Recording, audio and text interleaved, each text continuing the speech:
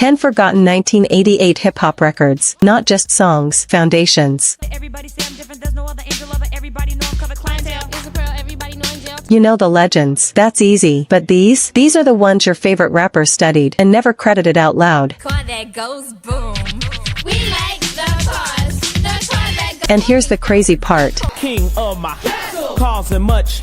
You dumb shrimp wimps, it's you. You've heard these sounds before, just not like this. Stay with me, because by the time we hit number 1, you're gonna realize hip-hop history didn't happen the way people tell it. Number 10, Supersonic by JJ Fad. You ever hear something and immediately feel like, yeah, this is bigger than it looks? That's Supersonic. But here's what I didn't know until I really started digging. This wasn't even supposed to be the version that blew up. They had an earlier release, different feel. It came and went, quiet. Then they reworked it, tightened the structure, reintroduced it, and suddenly, it's everywhere. And I mean everywhere. Cars, block parties, that one cousin who always had the loudest system on the street. You know that feeling when a record doesn't just play, it moves through the neighborhood? Yeah, that. Here's what makes this deeper than just a hit. The production DNA behind this record, that same sound evolves into what becomes the early West Coast blueprint. And that's where it gets uncomfortable, because when the harder wave hits, NWA, that raw energy, this moment gets pushed to the side, not erased, just overshadowed. And if you were outside during that shift, you remember how fast things changed. 1 minute it's this, next minute, whole different energy. Supersonic. Number 9, Nightmares by Dana Dane. This one, you had to listen to. Not just vibe, not just catch a hook. Nightmares plays out like a story. Like somebody sitting across from you, walking you through something piece by piece, and for a second, people leaned in. You know that moment when hip-hop feels more like storytelling than performance? That's what this was. But here's the thing, the culture doesn't stand still. By the time this style started catching attention, the sound was already shifting. Harder beats, more aggressive delivery, and you already know how that goes. If you don't match the moment moves on without you. And here's the part that still doesn't sit right. It wasn't that he couldn't rap. It wasn't that the idea didn't work. It's that timing didn't line up. And if you've ever been early to something, before people were ready for it, you know how that story usually ends. Number 8, Cars That Go Boom by Trim. This one takes you somewhere specific. Not a chart, not a statistic, a moment. Windows down, heat outside, somebody testing their speakers like it's a competition. Cars That Go Boom wasn't trying to impress critics. It was built for reaction, and it got it. I'm going to my room, but I'd rather stay out with his immediate, loud, unfiltered. But here's what's wild. Now if your car ain't got it, go out and... The industry didn't fully understand records like this yet. Too regional, too playful, didn't fit the serious hip-hop narrative at the time. So even though it hit, the support behind it didn't match the energy it created. And you've seen that before. Where can we start? We like them dumb and we like them smart. Something dominates real life, but doesn't get treated like it matters on paper. And that gap, that's where careers disappear. Number 7, Everlasting Bass by Rodney O and Joe Cooley. Let me ask you something. You ever felt a record before you actually heard it? That low-end vibration coming down the street, and you already know what's playing? That's everlasting bass. Joseph's fast as Carl. This wasn't made for charts. Let's be honest. This was made for car systems. For nights when everybody pulls up and just lets the music speak. Will they film the Vice? And here's what people miss. Records like this shape how music is experienced, not just heard. And once that experience becomes normal, somebody else comes along, packages it better, and history remembers them instead. I'm not saying that's what happened here, but I'm also not saying it didn't. The bass that's in your face, show enough shrugged your face, just like you got. Number 6, Shake It by MC Shan.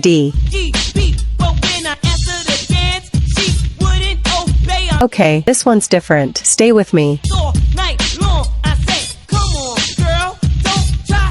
Shake It sounds like something that shouldn't exist yet in 1988. It's blending styles from different regions. Before that was even common. And here's what I think about when I hear this. Somebody heard this record and quietly took notes, because a few years later, that same type of energy starts showing up in places you didn't expect. But him, he doesn't get that same second wave. And if you've ever seen someone start something, only for someone else to benefit from it later, you know that feeling. It's not failure, it's something else. Number 5, Just Buggin' by Whistle. We're only bugging. This one caused arguments, real ones. Just Buggin' was catchy, clean. And that was the problem for some people. Too polished, too radio friendly. And here's the thing, that debate, it never left hip-hop. What's real, what's not, who decides? I'd argue this was one of the early moments where that tension became obvious, and while people argued, the momentum slowed down, because controversy doesn't always build careers. We're called Whistle, and this is true. We love to do the things that when sometimes it just stalls them. And bug on out. Now look, the next 4, this is where it gets less about the music and more about the machine behind it, because sometimes it's not the fans who move on, it's the industry deciding who gets to stay visible. Well, you would think it's a lie, like Peter Parker picked up his gold pen, put it on the back. Number 4, Debut by EU. You know when a song gets tied to a moment so big, it almost stops belonging to the artist? That's Debut. Once it crossed into film and mainstream attention, it exploded. Everybody knew it. But here's the trade-off nobody talks about. When people connect your record to a moment that strong, they don't always follow you after that moment ends. They just remember the feeling, and if you were there when that dropped, you already know how big that feeling was. Number 3, King Cut by Word of Mouth. This one hits different if you really know the culture. Because this isn't about the rapper, this is about the DJ. And there was a time, King Cut is a reminder of that, but then the focus shifts. MCs take over. And once that happens, records like this don't disappear, they just stop being highlighted. And if you've ever had to explain that era to someone, you know how hard it is to make them understand.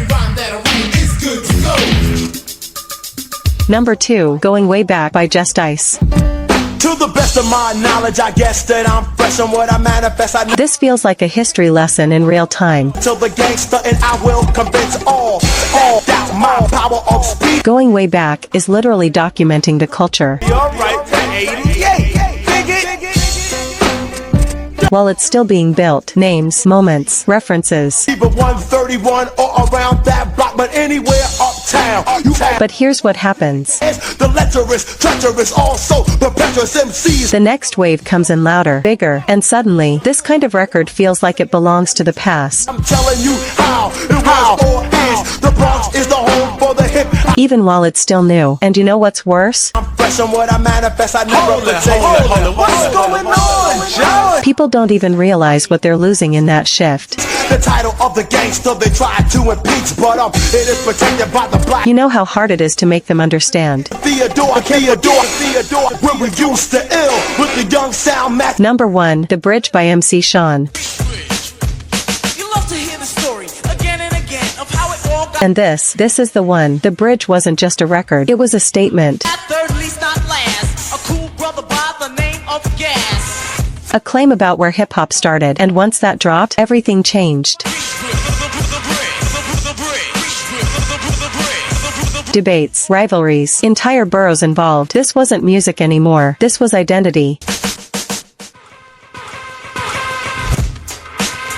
And here's the part that stays with me. That argument? It never really ended. Third line, you know it's me, MC Shan, ha in the place. So yeah, he didn't stay on top, but what he started, that's permanent.